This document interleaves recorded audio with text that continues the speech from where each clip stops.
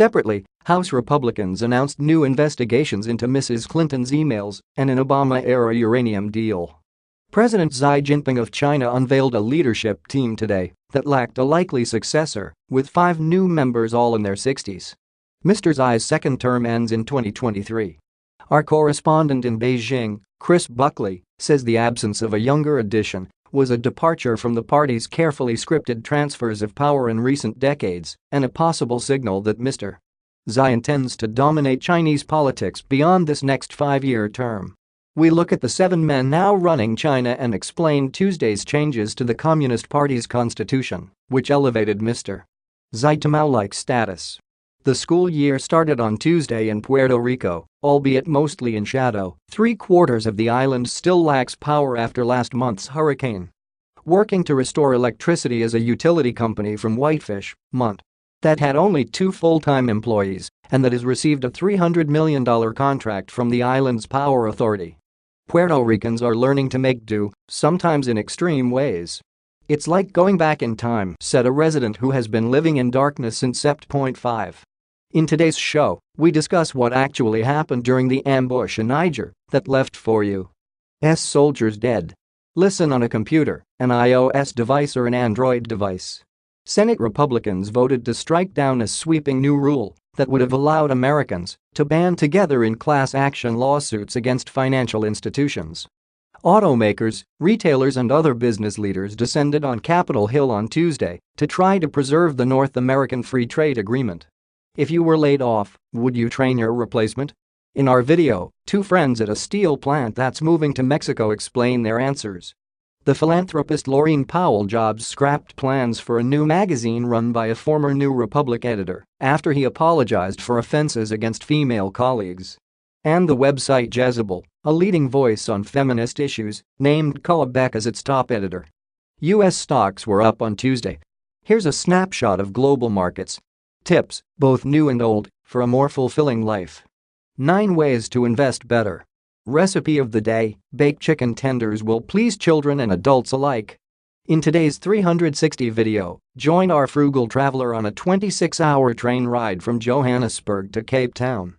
The Times interviewed 18 teenage girls who were captured by Boko Haram militants in Nigeria.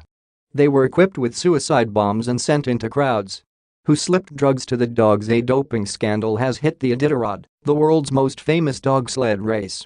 4 dogs on one team tested positive for high levels of an opioid. Their musher, a 4-time champion, suggested it was sabotage. After a home run in its first at-bat on Tuesday, Los Angeles beat the Houston Astros 3-1 to open the World Series.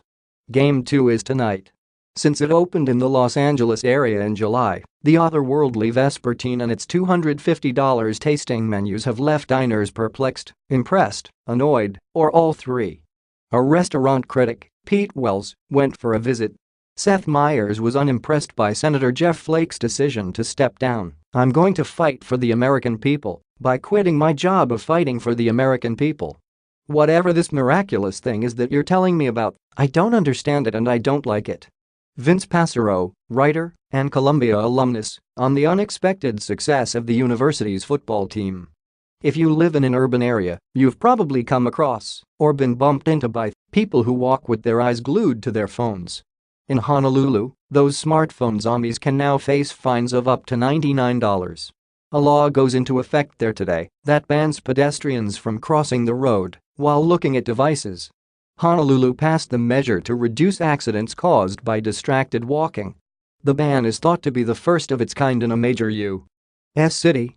"Sometimes I wish there were laws we did not have to pass, that perhaps common sense would prevail," Mayor Kirk Caldwell said. "But sometimes we lack common sense."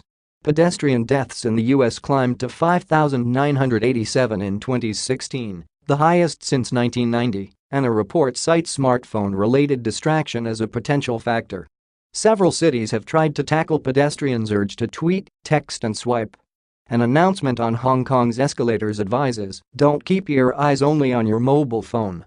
And temporary text walking lanes have been set up in Antwerp, Belgium, as well as in Philadelphia and Washington. But in most cases, pedestrians didn't notice the markings. They were too consumed by their phones. Your morning briefing is published weekdays at 6 a.m. Eastern and updated all morning. Browse past briefings here. If photographs appear out of order, please download the updated New York Times app from iTunes or Google Play. What would you like to see here? Contact us at briefing@nitums.com. You can get the briefing delivered to your inbox Sunday through Friday. We have 4 global editions, timed for the Americas, Europe, Asia, and Australia. Check out our full range of free newsletters here.